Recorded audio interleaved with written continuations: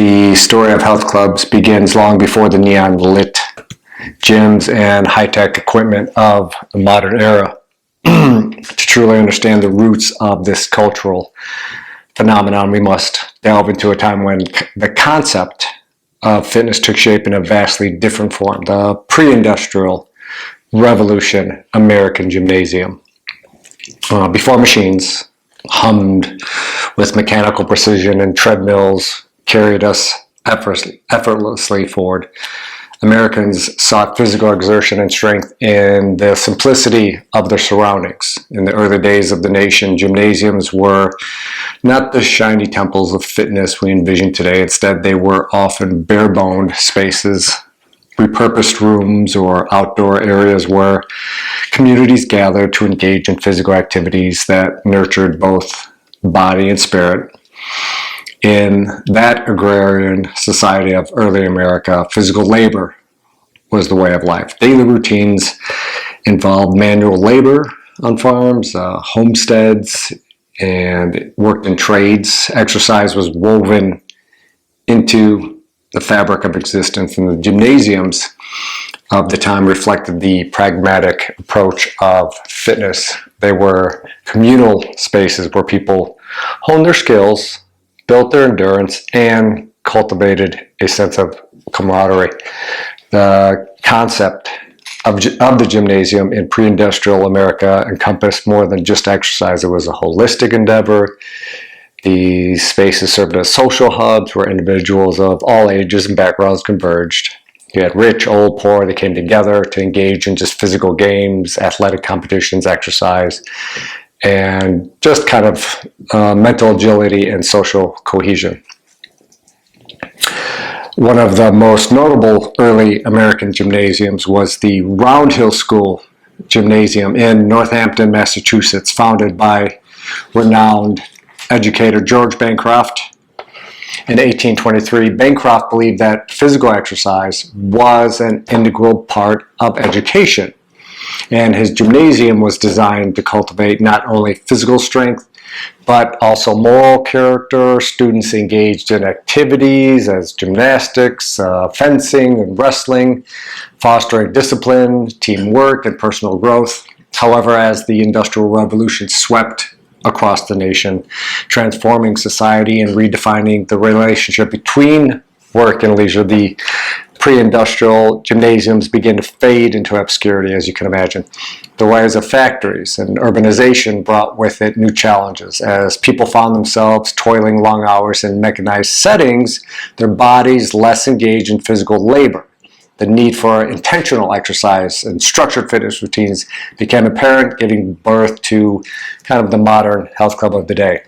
We will explore the transformative influence of technological advancements from the past and societal shifts on the health club industry, tracing its evolution from the pre-industrial gymnasiums to the now glitzy, consumer-driven establishments that would define the modern era.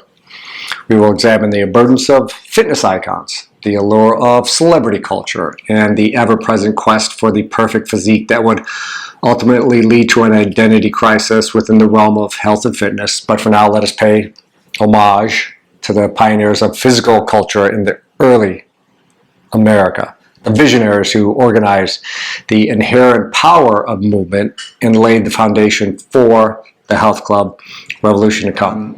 Let's explore some of the pioneers who paved the way for development of physical education and its subsequent impact on the path towards the health club industry.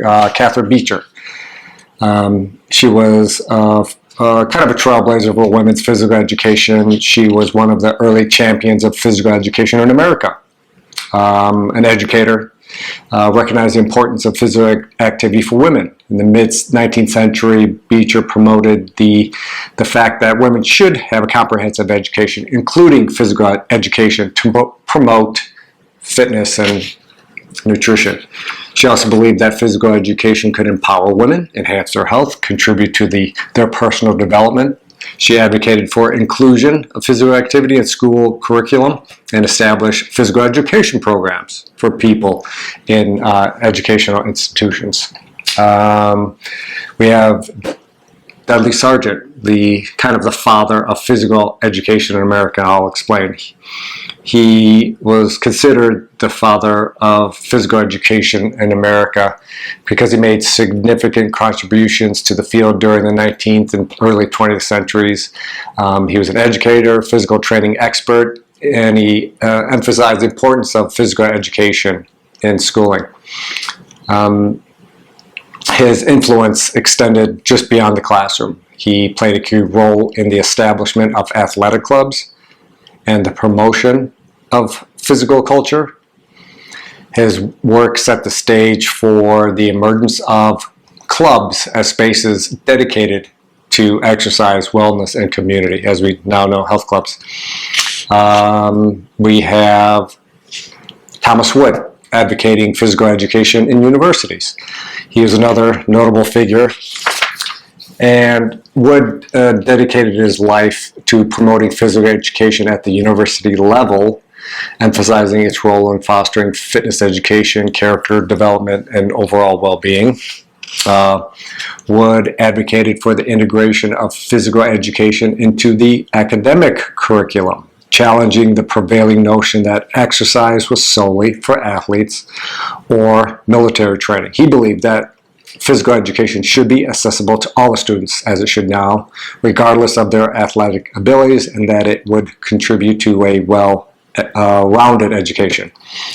He had ideas that gained traction, leading to the establishment of physical education departments in universities and colleges across the university. These departments would evolve into kinesiology and other movements, and kind of shaped the academic curriculum. So he was kind of a legacy. We have to look at the legacy of these pioneers can be seen in the way that physical education has evolved over the years. We take advantage of it now, but back then, they were just simple calisthenics to a multidisciplinary field encompassing exercise science, sports medicine, human performance. The impact of their ideas continues to resonate now in university and the modern industry, where physical education principles and practices form the backbone of fitness programming. In the ever-evolving landscape of physical education, universities have played a crucial role in shaping the discipline and preparing future professionals in the field. This talk delves into the establishment of university degrees in physical education and their impact on the American identity crisis within the health club industry. One would be Harvard University, who kind of pioneered physical education programs. They hold a prominent place in history. As early as the 19th century, mid-19th century, Harvard recognized the importance of physical development alongside intellectual pursuits. They established one of the first physical education programs in the country, integrating exercise and training into the curriculum. Springfield College, which was the birthplace of physical education. Some of you may know Springfield College in Massachusetts, and what developed there, what was invented there, is often hailed as the birthplace of physical education in America. Why? Because it was here that Dr. James Naismith invented basketball in 1891. He kind of underscoring the college's commitment to promoting physical activity and sports as integral components of education. Springfield College became a pioneer in physical education, offering one of the first formed physical education programs, and the curriculum also had things, physical education, helping instructors, coaches, create recreation leaders. It kind of created a workforce that we so much needed. Indiana.